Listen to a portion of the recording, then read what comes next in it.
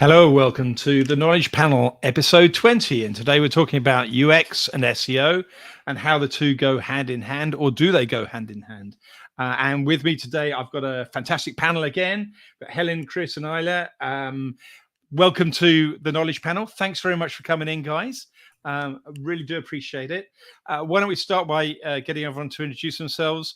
Aiala with the cat. Bring the cat in. Say hello to the cat. And that's brilliant timing, Aiala. Every single time you come on the show. Take yourself off mic and tell us who you are. Hi, my name is Aiala. I'm the Search Partnership Director at Reflect, and I've been doing SEO for the last 12 years, and this is my cat, as expected. She's showing up now. Brilliant. Thank you very much for coming along. And Chris, tell us about yourself. Who are you and where do you come from? Hi, I'm Chris Green. I'm a senior SEO consultant at Talk Partners, and I'm also technical director at Footprint Digital. But it's just a tinkerer, SEO tinkerer by trade. Oh, you said little liar. Tinkerer. Terrible. Okay. Helen, how are you? Tell us about yourself and where do you come from? Hello, I'm Helen. I am SEO and commerce experience lead at giffgaff. So, and I mixed you two up as well because I wrote them down the wrong way around. So, just before the show, I apologize, Helen, for saying you were from Reflex and Aiala from the wrong way around. But anyway, thank you very much for coming on the show. Just leaves me to talk about my pointless friend, David. Sorry, David. It's my favorite show. Every 5 o'clock, as soon as I get out of work, I go and see Pointless. My producer, David, thank you very much for coming on. So, David, what have I done? What have I messed up apart from that introduction? Referred to random cats for audio listeners, which is particularly random for audio listeners, but that's okay. I'm having the best day so far. I do apologize. Okay, right. So guys, let's just jump straight into it. And UX and SEO. If we don't have anybody, if people don't have time to be here for the whole show, and there's one thing that you think people should take away about UX and SEO, what kind of nugget should they take away? Chris, why don't I start with you? Give us a nugget for everybody. Yeah, so my nugget there is thinking about the intent and the action that someone's trying to complete. And in that is the journey starts from the SERP. It doesn't just begin on the website.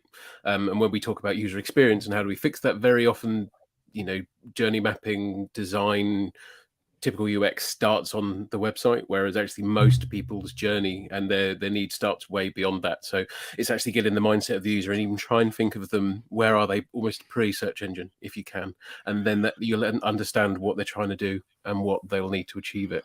And then all of the other things you can put around it.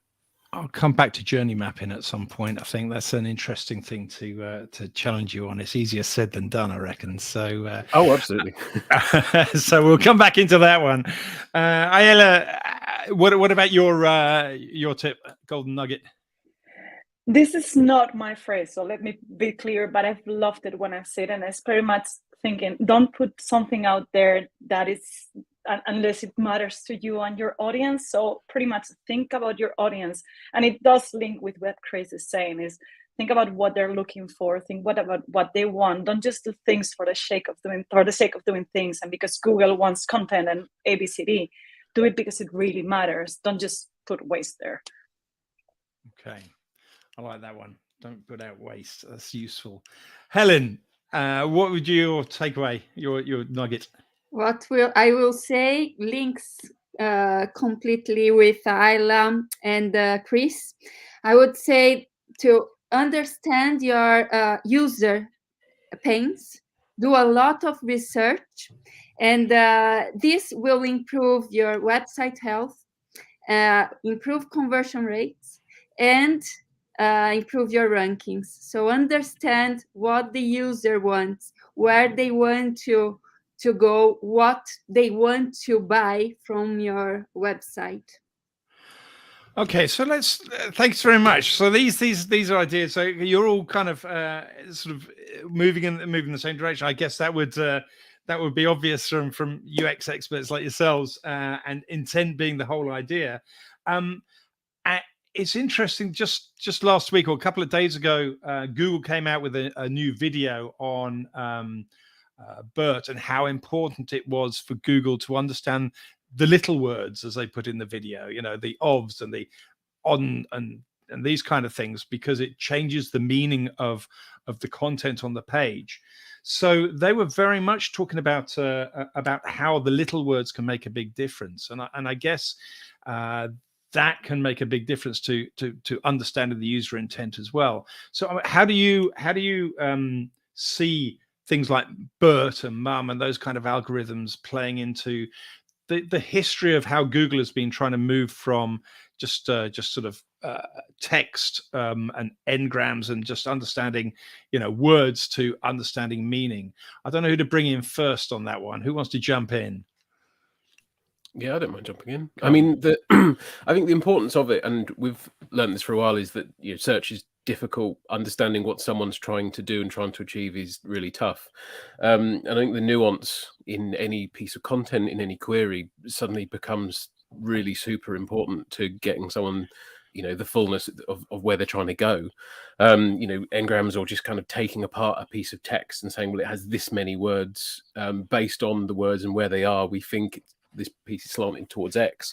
That might be correct, but being able to then match that to a user in a way that will fulfill their journey is really, really challenging. And I think that, from an SEO point of view, it was quite easy to rank for content, even if you didn't know an awful lot about the subject, because you just had to fill a word with pages that overlapped with the queries that people might be searching for.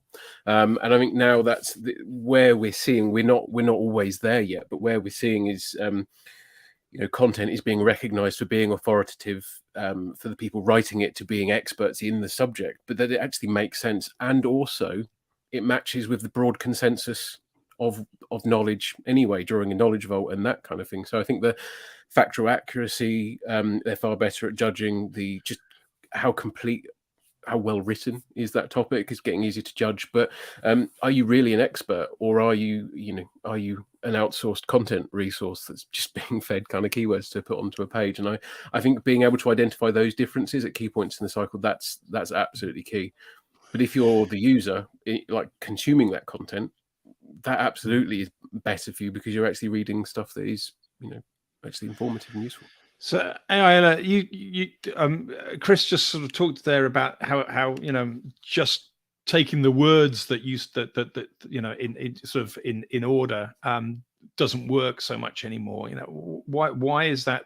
How do you think Google has made that leap from just understanding words to understanding meaning?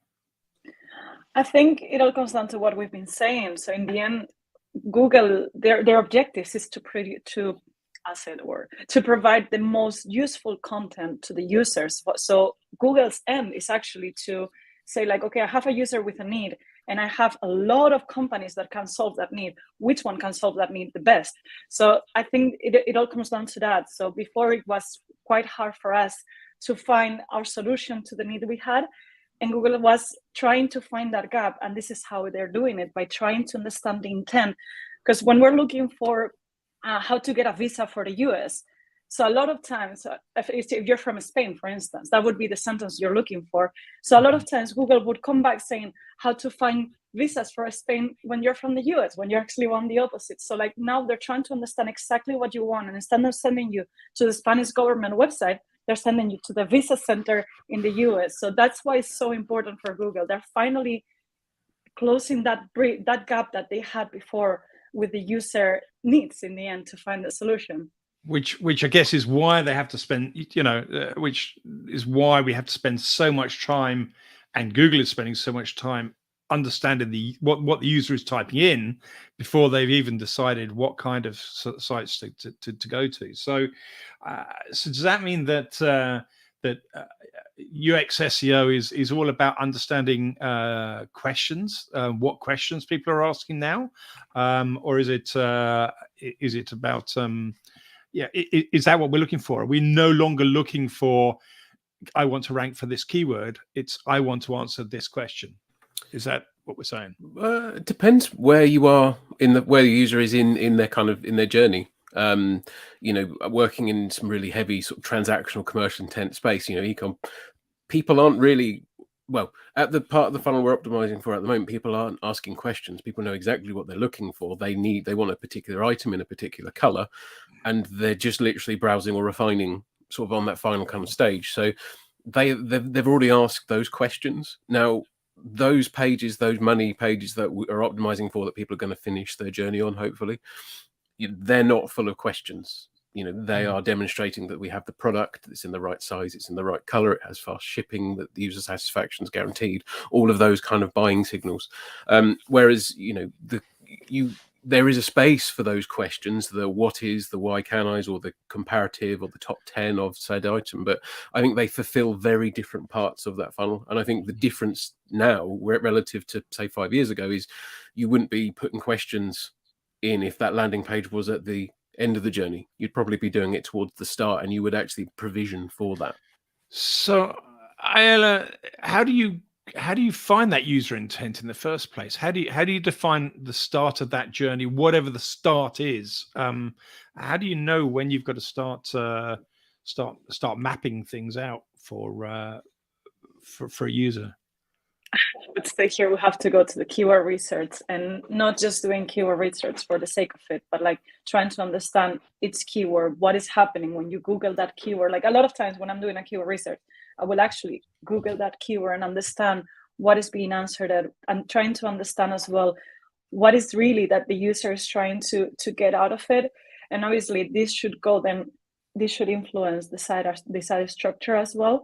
So like this, what Chris was saying, you're already answering the questions at the top of the funnel, but then they're reaching to the product pages through the right keywords. So this would be my suggestion, but obviously there's probably more out there that we can do. But it's hard, isn't it, to map that journey? I mean, are there very many tools? It's not just about getting a tool to map that journey. It's that every individual, not necessarily every individual, if you want to buy tickets to see Queen, you want to buy tickets to see Queen, and that's what you want to do. But you can still, you know, one person wants them for a wedding present, one of them wants them for up in London, one wants them in New York, whatever. There's still, everybody's different, and their journeys are going to be different. So mapping that that journey intent, I suppose, or that journey, it's not an easy thing to do. Is it something that, you know, have you got tools to do that with, or do you have to use Brain 2.0? Well, I mean, if you're an empiricist and you like data and things to be neat and consigned into buckets, user journeys and that research bit is not going to be the most comfortable experience. I haven't always gotten on well with that as a process. You know, working with UX agents, say, right, here are our 6 users and here's what they do. And it's like, I've just been in GA. There's far more than 6. There's far more than 6 people in GA. But I've come to, you have to generalize to a point, and there are more sophisticated ways in doing this. I think if you're not got massive scale, so say you're an SME, say you've only got 10 to 20 distinct different products or offerings, actually really understanding who is the ideal customer in each one of those, or customers, there might be 2 or 3, and then mapping those out. And I think it does come back to Brain 2.0, but a lot of tools now do give intent or estimations of intent. And I would always say, you know, the tools can help scale it, but look at the SERP. What feature, what are you looking at? If you can see product above the fold, that's obviously there's buy intent there. If you see a map, well, people might want to travel to a local premises or speak to a local tradesperson. And I think before you even reach for the tools, actually do that on your key sort of products and your key journeys, and then, you know, get in the shoes of that searcher. The example I've always given is, like, if you've got a blocked drain in the UK, what's the first thing you're going to do? Well, most people will go, well, is it my responsibility or not? So actually, who has to fix the water main? And it's kind of, and actually, are you saying that the Brits are not prepared to take responsibility for 100%? Well, then, I mean, the amount of people searching down the loo, you know, if the amount of people searching for, is this fence panel mine, because obviously the winds have knocked them down. I mean, but again, if you sell fences or you fit fences, really that query, that's your top funnel for that distressed, you know, purchase after a storm, for example. So, but yeah, it's doing that extensive research. It's not putting those keywords on a page because it's got a lot of search volume. It's because it answers the query and you're in a position to answer that. Help the user out. Yeah. These are out, yeah. Which is fluffy and challenging. It is hard. Wouldn't we say that, so instead of doing the classic personas here, instead of saying like, oh, we have this man, 25 to 35, broken fence, living in the suburbs of, I don't know which town in the UK, then we would have Sounds to... like me so far. So you, yeah. So wouldn't we say that we would generalize them as, instead of people, man, woman, whatever, we would say problems. So we would make the personas based on problems like this. I think we could get to this point much better, where we're actually solving the problems instead of just generalizing people.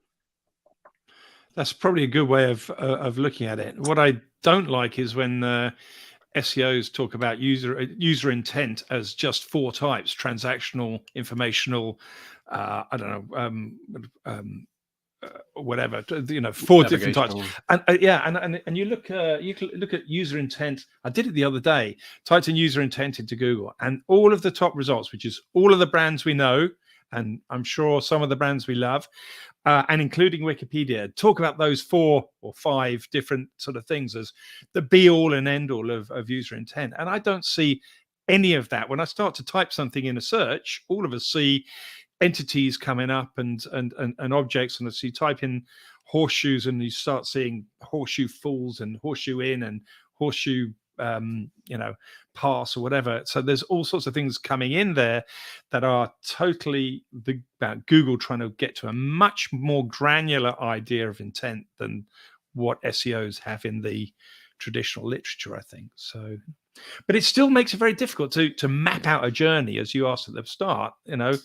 So, I can't see how it is easy to map a journey through, and I all through my life of SEO. In fact, before the internet came along, there was this, product awareness, product acceptance, product buying, and then product advocacy kind of funnel that comes straight out of sort of MBA kind of stuff. Is that true, or is that not really a thing to look at when you're in the world of SEO? I mean, it's, if you're to map out everyone's unique journeys, you just have a bowl of spaghetti. I think it's, because we're all unique. I think when I'm talking about journeys, we're trying to map as many as we can, or overlay, or at least catch the points where people's journeys intersects with your site, and you're hoping that you're providing for the most number of those intersects, I guess. I mean, so it's so rather than necessarily having your website completely covering the whole process, usually where I then pass off to paid media to say, well, okay, we've got them at the top funnel, now let's cookie them, have Instagram harass them for a week, and then they'll come back to the site and pick up off a certain call to action or a brand-based search. And I think that's where looking a bit more holistic, to use a word that makes me cringe, that's when the channel can work really well in together, which is sort of straying. Is that where SEO and then PPC based on cookie tracking comes into play? Then you've got somebody into the website at the start, and then you trace around the internet to finish the journey 3 weeks later. Potentially, yeah. I mean, I wouldn't just limit it to paid media. I'd say CRM, mailing lists, downloads. And I think that for me, SEO is still the best medium to get someone who doesn't know about you to the website. If you've got the right kind of content, you're picking someone that's cold. The only thing you know about them is they're searching for the thing that you have the content for. Everything else, you've made assumptions on what that might be, but that's kind of a unifying factor. I mean, then once they know your brand and they know you're good for it, then SEO's job becomes really super simple. Then just don't mess it up. But the creative from paid media, that has to do really hard work of getting people back out again. And I've become particularly susceptible to like Instagram or similar marketing. Once they've got me, I can pretty much guarantee once I start seeing the ads around a specific kind of need, give me a couple of weeks, it'll have softened me up, and I'll have probably gone in and purchased at some point. And I kind of, I'm less resentful of that than I used to be, but it can be effective if you have the right message. But it all starts at the top for me, that first interaction. Has SEO brought that right person and given them what they needed? I had Louis Theroux advertising to me on my phone whilst I was watching Louis Theroux yesterday. So that's very meta, isn't it? Yeah. So, Aiala, you talked about just before we came on air about SEO sustainability, and I get it now. I get now when you said, right, don't let anybody don't write anything if it's not important. Is that what you were meaning by SEO sustainability? No, what I mean by SEO or sustainability in digital, let's call it, is actually that recently I came to learn how much carbon footprint we leave with all of our campaigns, the content we create, the websites we create, the emails we send, and all of this. And yeah, I just became more into it. So that's what it actually means. Give us an inkling of how that is then, because I don't think that too many people are aware that SEO is a carbon footprint heavy industry. Okay, I cannot tell you right now because I don't want the actual numbers. Honestly, if you tell me a million cubic feet of CO2, I don't understand what that is anyway. So no. But yeah, no, I had it actually in how many cars driving a year in the UK pollutes the digital marketing in general. But actually, let me tell you something. Google by 2030 they want to be zero carbon something. Yeah, carbon zero. I lost it. Carbon neutral. Carbon neutral. Carbon zero. That's the word, exactly. Yeah. So if Google is actually making that commitment, you can imagine how much they're wasting or how much they're polluting and how much it actually happens in the internet. But if you think about it, everything we do online, even this call or watching this video after podcast, anything that we do online, it means that it's being stored somewhere. It has data centers. It has all these things that consume energy, and it actually sends carbon footprint out to the world. So obviously we need to take care of these data centers. We need to power everything we're doing. So all of this, we need to start being aware of all of it. And for me, when Google said this commitment, I was like, oh, this is a big thing. Like, if they're going for this, I guess we're going to all learn about that when our hosting costs are about to go through the roof with the energy increases that are happening around the world, and we're going to suddenly get a little bit of a shock about that. But I still maintain that doing this webinar now and however many people listen to this, compared to those people coming to a conference, surely the internet has got to be a net improvement on marketing face to face, although I do recommend marketing face to face if you get the opportunity, at every opportunity. But is it really doing that much harm to the environment, do you think? Well, if you think about it, right now we're just the three of us, but the internet actually reaches the whole world. It's everyone sending one little thank you email with their signature, with an attachment, with pictures, with links, with I don't know what else. So that tiny little thing that is for you, just imagine it, billions and billions and billions of them that you think, like every day you might send like, oh, noted, thank you. That email already is consuming a lot. So it's, again, obviously we don't have to go crazy and be like, oh my gosh, I need to stop sending emails and all of this. No, but we need to be aware that this is happening, that we're actually consuming a lot through this, and that there's actually really easy ways to decrease that consumption. So, do you want to throw a few out? Yes. For instance, I'll let you in, Chris, in a second, I promise. Another one would be for emails. That is the easiest one. Is actually when you reply to an email, remove your signature. That's the easiest thing you can do. If you remove your signature, that's already a big chunk of weight, let's call it, that the server doesn't have to go through it. Yeah, so it's super simple. Just remove your signature. You don't only need it on the first one so that they know you. After that, remove it. No need. Easy peasy. Chris, you got any sustainability tips here? Well, the key one I think is So carbon cost of a website directly correlates with its performance from a speed perspective. And I think I've done a bit in sustainability as well. And I think that most people go into the sustainability route from a CSR point of view, and does our budget align with our need to do CSR in this space? I'm being kind of cynical, but that is roughly how it pans out.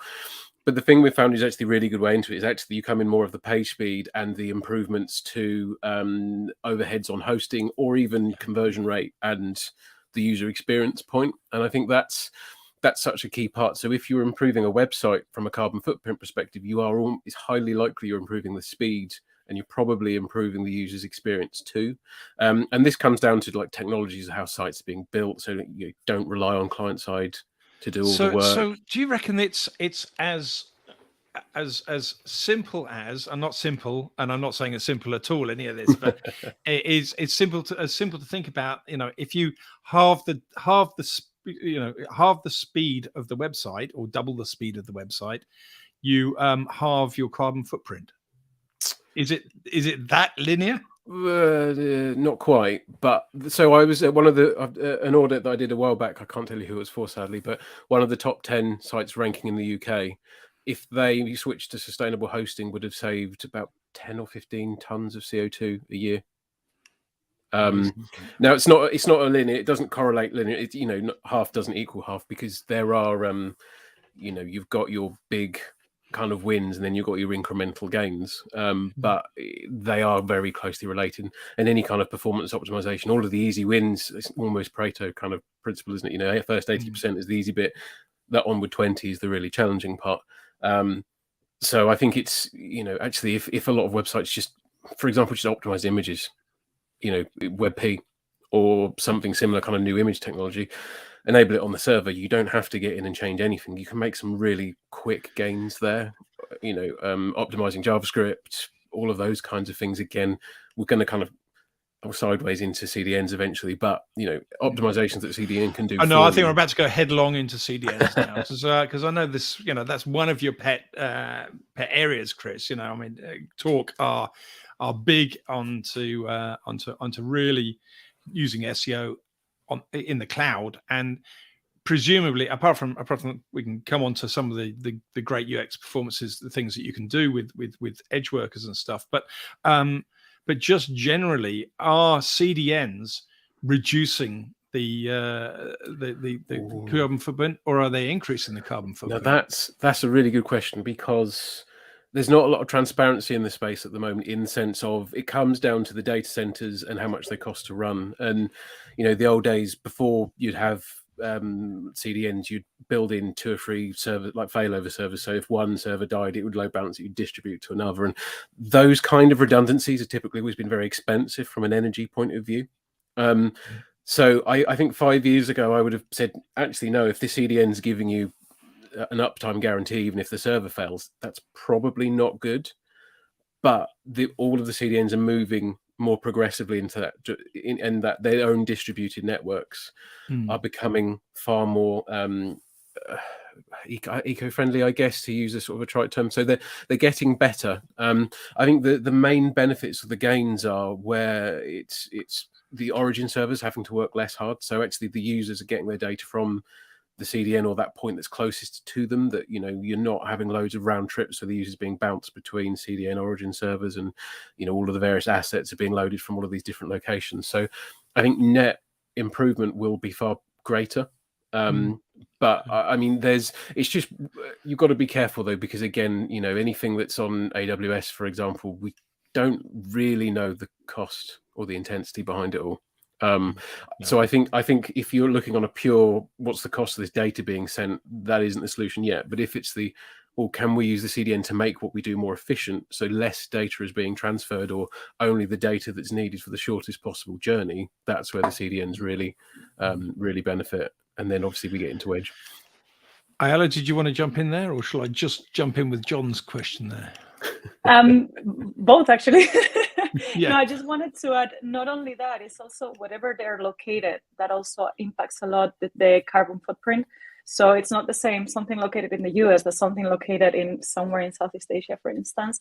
Like a lot of the servers and so on in the US, they're starting to move more into the eco-friendly or wind or water solution energy, whilst in third world countries, they're still using, can't remember the word, but I think it was carbon-related ones. Yeah. So they're fossil fuels. Fossil fuel, yeah, fossil fuels. Thanks for being my words today. So, but there's a cynical side of that then that John Maranko puts out in the audience. So thanks, John. He said, so would you agree then that that's why Google is pushing us to get everybody on board with speed? Is basically what they're trying to do is reduce Google's bill. What are your thoughts, Aiala? So actually, I've been reading a lot about what Google is doing, and it could be, yeah. But no, actually, I do believe that Google are trying to reduce the overall footprint, because if you see what they're doing in California, for instance, that they have so many problems with water, they're trying to reuse the water to cool down their servers and all of that. So I don't think it's to reduce their bill. I'm sure it's included. It's a benefit for all of us. Google always has this sort of 10 times kind of attitude. And I always kind of feel that Google, whenever they're arguing a point, is this something we should do?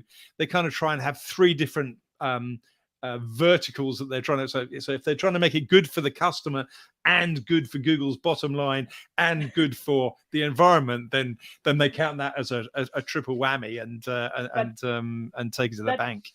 That's sustainability in the end. If you think about it, this is another way you can say it, because in the end, whenever I look at sustainability, I'm like, okay, might be a little bit cost at the beginning, might be a little bit more effort at the beginning.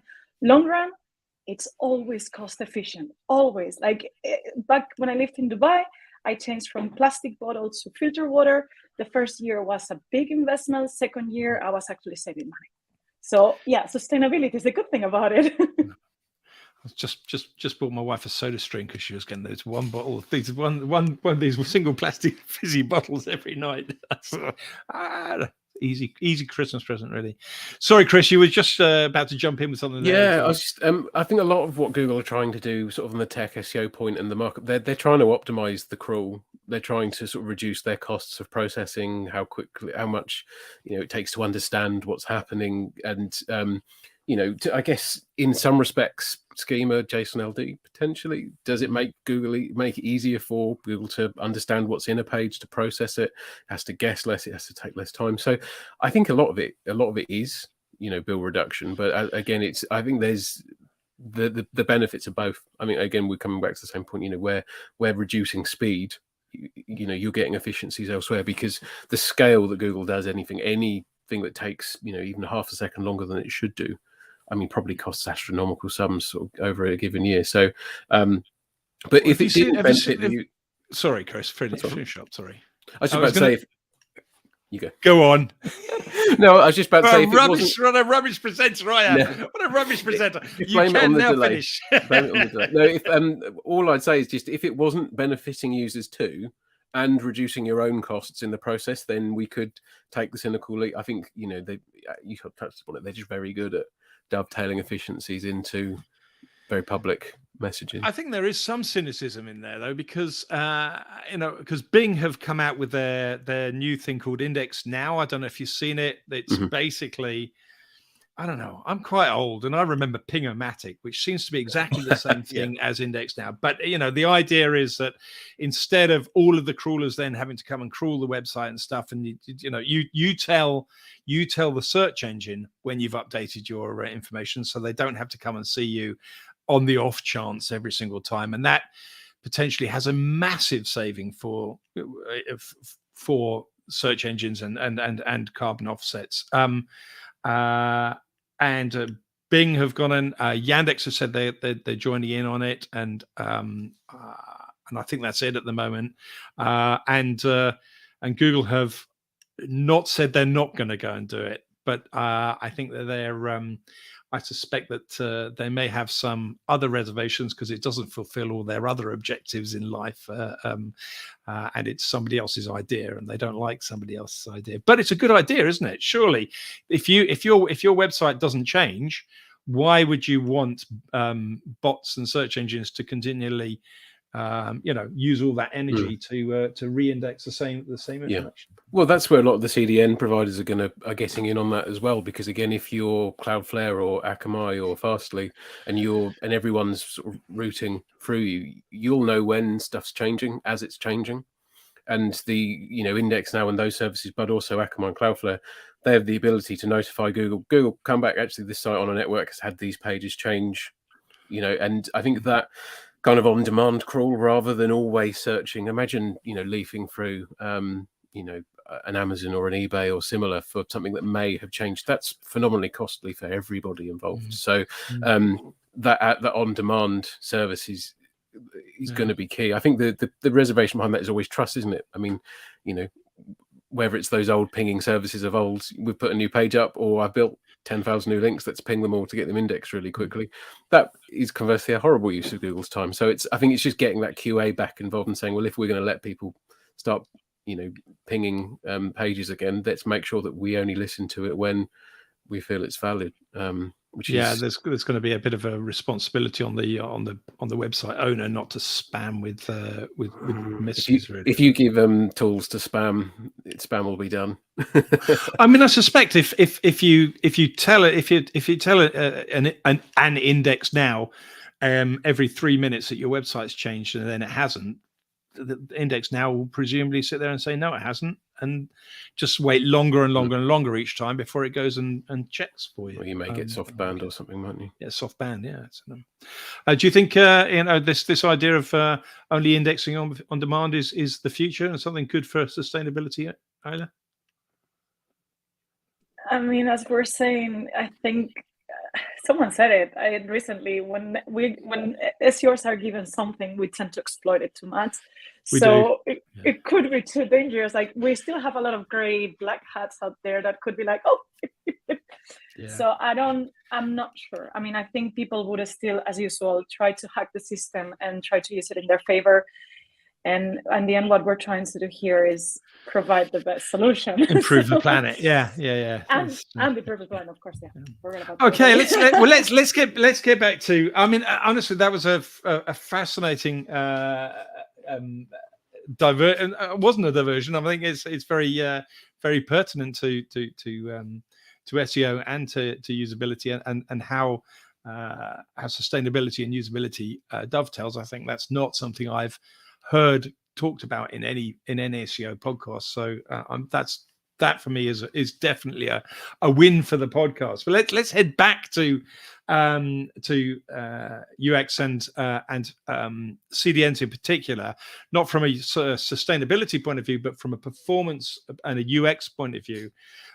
Chris, I know that the Talk Partnership are very big into doing SEO on the edge. So just for listeners, what is SEO on the edge? I mean, it's kind of like common or garden SEO, except it takes place on the layer between the user and the server. It's it's taking place on the infrastructure of an Akamai or a Cloudflare or a Fastly. It's applying changes sort of at the DNS level. So it's kind of, I mean, some people termed it meta CMS. It's sort of almost another way of controlling your content above the content. I think the key benefits from an SEO kind of point of view is all of the changes, everything that's done is as if it's coming from the server. So as Google requests it, they're getting fed that straight away, rather than any reliance on things happening at the client. Obviously, the other point of view and why, from an SEO standpoint, we find it really, really useful is you can circumvent most technical issues that might have stopped it getting put in place. So CMS platform issues, or you got systems that don't talk to each other. It's like the edge is the best place to have oversight of redirects, of requesting different resources, of logging, of all of these other kinds of issues that most people building a website would not really care about or choose to really think about that often. It's just because we're super obsessed with how Google is experiencing a website, then the edge is the best place. There are certain SEO tasks that realistically should take place there. So would you advocate instead of using trying to redirects? Yes. JavaScript, injecting JavaScript so it's server-side rendered using Edge. Is that going to speed things up? Is it going to make it easier for a search engine to read, understand? I mean, all of the above. Yeah, I think it will render a lot of JavaScript almost unnecessary. So the part that JavaScript does when it loads in the client, that can take place on the edge. So the version that's getting served is the result of that script or that request or whatever's happened. Now, obviously, if you've got dynamic content, you can't get away with having it all server side. Some work needs to be done in the client, but there's an awful lot out there that takes. You could host your tag manager container via the edge, and you could just load elements in via that. For example, you don't have to have that run in the client. There's monitoring, tracking, anything that isn't dynamic, that doesn't need to change frequently. you can kind of have it. Quick advert for Talk. If anybody wants their inlinks code injected through the Edge, the Talk partnership are the people to go and approach, and they'll speed up everything that Inlinks does. So, which is the advert for Inlinks as well, because they're sponsoring the show. So, Aiala, do you guys do much on the Edge on CDNs? Is that a big part of your SEO world, or is it kind of something that you don't have to go to too often? You put me on the spot here. Okay, sorry. Have the answer for this. I would have to go to the team and ask them. They're the experts on that.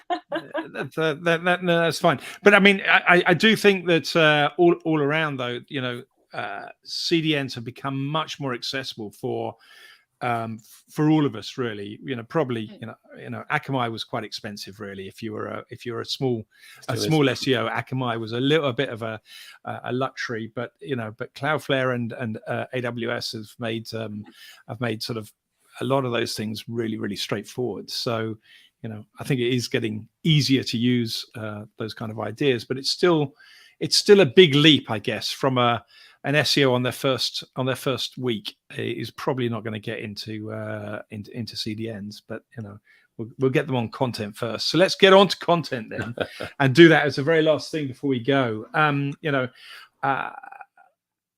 As we're talking about UX, and we've talked about intent and trying to get somebody to answer trying to answer a problem, as you put it, Aiala. What we're trying to do is try and answer a problem for a user. One of the downsides of that philosophy for an SEO, surely, is that if the problem is something that can be answered quite quickly, does it mean that the SEO can no longer make any money, or rather the website owner cannot make money because it's answered? In fact, it could even be answered before the user comes to the website. We've seen so many knowledge panels that answer the question to the point at which you've done all the work, you've answered all the questions. Google said, "Tick, thank you very much. We'll just give that to the user." And talking about sustainability, how's the sustainability of your content if it's going to get put straight into the search results? I'll put that one to you. That's such an easy question. Oh my gosh. Actually, it's something that I haven't encountered. So this is amazing, because this is what I really want that to happen, that we start these conversations on how we can deal with this. To be honest, I don't have an answer right now, because this is something I haven't encountered yet, obviously. I would say it does give you authority in the matter. So for instance, if we're looking for, I'm just going to make it up, amicable divorces, what does it mean? And I'm actually looking at how can I manage an amicable divorce, and the knowledge panel already gives me the answer, I probably will register that name. And the day that I'm like, okay, I really need help with my amicable divorce because maybe it's not that amicable. Yeah, you're not eventually not going to look at that on Google, are you? You're actually going to have to try and find somebody that knows about amicable divorces. Yeah. So actually, I might go to that brand, because that brand already gave me the solution once, and I may be like, oh, maybe they have more information on that. So because Google already provided that as the authority on that, so you might remember them as. Sorry, now my cat is up there. Brilliant. Sorry, we're on a podcast. You can't mention the cat. Don't mention the cat. Sorry, there's no cat. So yeah, so I do believe that would be linked to authority and giving authority. But I bet Chris has an answer to that. I can see that. So it's an interesting one. I think the way that I'd suggest it, because there's certain queries that you can ask the question and that answer is exactly enough. So I don't know, what's the time now in New York? And that Google absolutely will always dominate that kind of instant answer type response.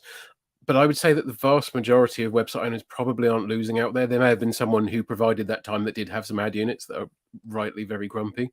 But most questions, I don't know, come back to the drains example. Who's responsible for unblocking this drain? And they go, you are.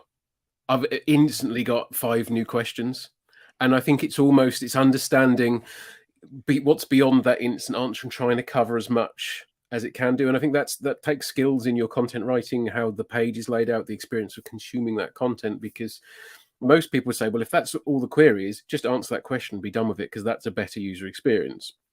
And that's true if me as a person, I answer that question, I go, oh, that's fine, I put my phone down and I never search for that ever again. And I think there's, you kind of got to get upstream a little bit and ahead of that end goal and think, well, what could the person be doing with that information? And you've got to pick, the couple of the most likely ones. And I think those are going to be ones that Google is, actually Google's getting there. You say, who's the president of the United States, Joe Biden, how old is he? And Google knows who he is, and it's been able to do that kind of conversational search for a while. So it's getting there, but I still think that the website owners or content providers need to factor that in when they're actually structuring their content and saying, well, actually, what makes this really good? A decent research piece, a decent long form piece of content. It may fundamentally answer one question, but it will give so much else within that, and that's probably what Google can't give just yet. Guys, it's been a fascinating 45 minutes, and I've really enjoyed it. It didn't go where I expected it, but that's what I love about the Knowledge Panel, because we go down rabbit holes of thought, which aren't always the obvious ones. So I really do appreciate it. Thank you for coming on. I'm sorry we lost Helen along the way. David, before I ask everybody, how we can get hold of them, what have we got coming up next week? And hopefully everything worked out for you. Can edit out my my bits. We might have to leave the cat references. It's always fun. Yes. Look, next week we've got episode 21. Next month we've got episode 21. That's going to be on 21st of March at 4 p.m. GMT, 12 p.m. Eastern Daylight Time. So that's that tricky time zone period where the Americans go into daylight before we do. But anyway, that's a slight aside there. We're going to have a great conversation. It's about JavaScript SEO. We're going to have Jamie Indigo from Deep Crawl, Joe Hall from hallanalysis.com, and Nick Ranger is talking about time. Is going to be getting up at 3 o'clock in the morning for that one. She's based in Melbourne in Australia. So JavaScript SEO Monday on March at March the 21st at 4 p.m. GMT. And they'll probably have winter saving time at the same time. Better make sure Nick Ranger gets it right. Although she will, because she runs webinars herself, podcasts herself. So thank you very much, guys. Tell us, how can people get hold of you guys, and if they want to know more? Aiala? Yeah, I'm on LinkedIn. If you manage to get my name and surname right, yeah. You can okay, so I'm gonna have to do this again then. Okay, so it's Aiala is spelled AIALA, and then Icaza is ICAZA, and my pronunciation is really not ideal. So brilliant. And so if you want Aiala or Reflect Digital, please look her up. And Chris, how do we find you? Yes, Twitter is my place of residence. It's Chris Green SEO. Bit self-explanatory. Or failing that, talkpartnership.com. Talk spelled as in applying talk, not talking. And if you don't want it for SEO, he's very good at skipping as well. I've just realised as well. So, guys, thank you very much for coming on. I really appreciate it. Thanks for coming on to the Knowledge Panel, and see you again in cyberspace. Okay. Bye-bye.